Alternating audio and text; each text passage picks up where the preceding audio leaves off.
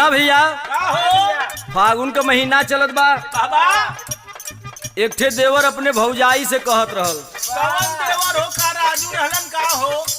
मुकेश राजू ई लोग केहू ना रहल। अपने भौजी से कहत रहना। ए नहू सब कर एक ठे गुरु हुए, नहू सबसे बढ़ के। हो भैया राजेश भैया हो का? हाँ, राजेश गुरु कहत रहलन। का कहलन? गलवा गुलाबी तोहरो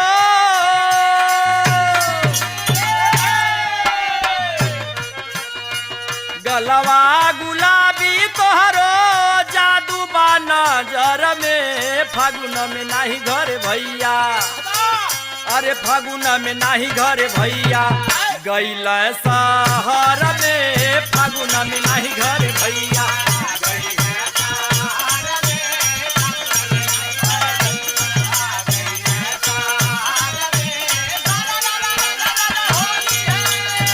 गलवा गुलाबी तोहरो गलवा गुलाबी तोहरो जादू बा नजर में, फागुन में नाही घर भैया, गैल शहर में, फागुन में नाही घर भैया।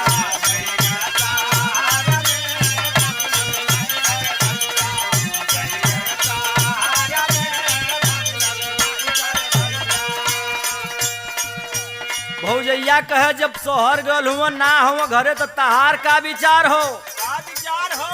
तो कहे जब भैया ना हुआ तो फागुन का महीना चलत बा तक काहे ना तू हम ही तो ना दे। अरे रंग मर्दवा मतवाली चाल तोहर सुगा जैसन बोलिया, महकवाली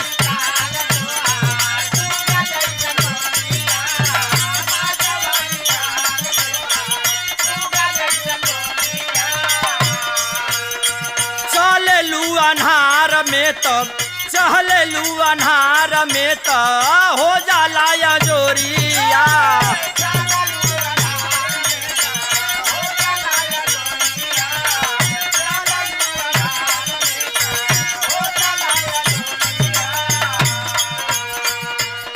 रूपवा के यौवन निकबा रूपवा के यौवन निकबा नासबा नजर में, फागुन में नाही घर भैया, हो फागुन में नाही घर भैया, गैल शहर में, फागुन में नाही घर भैया।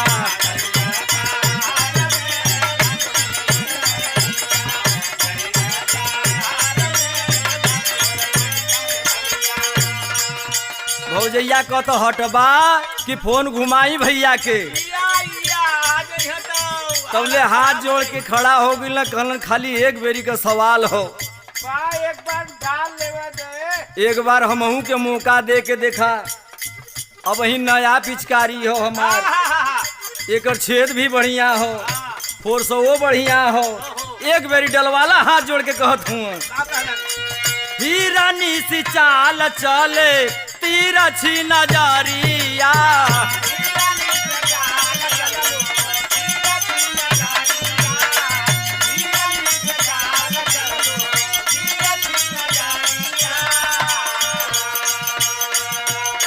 लप लप कर तारे पतरी कमरिया,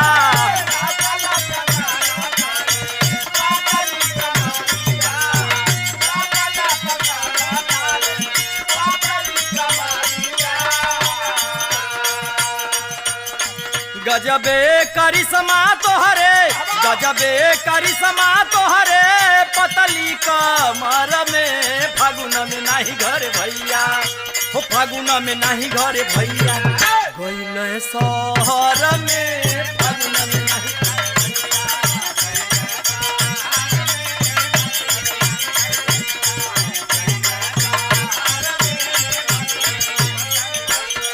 गजबे करिश्मा तोहरे गजबे करिश्मा तोहरे, पतली कमर में, फागुन में नाही घर भैया, हो फागुन में नाही घर भैया, गैल शहर में, फागुन में नाही घर भैया।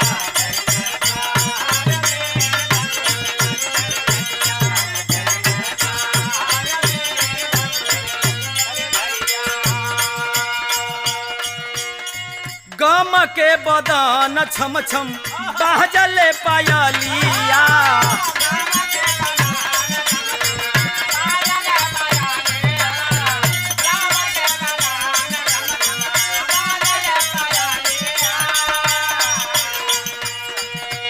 कहत हूँ कि इतना सुंदर हो पायल छम छम छम बजत बा तोहार आई हुस्न का ताली कहाँ से पौलू परफ्यूम लगौले हो इतना सुंदर कैसे भइलू अगर तोहार एक आठ बहिन हो तोहरा मतीन सुंदर तो उनसे हमार सेटिंग करा दा लहा दाऊ न के गम के बदन छम छम बाजले पायलिया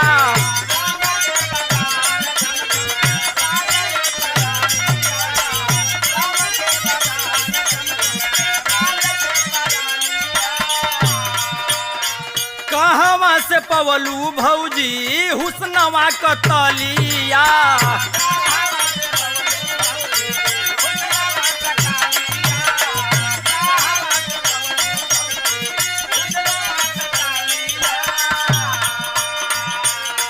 बागी मन करे लेके बागी मन करे लेके भगती रहर में फागुन में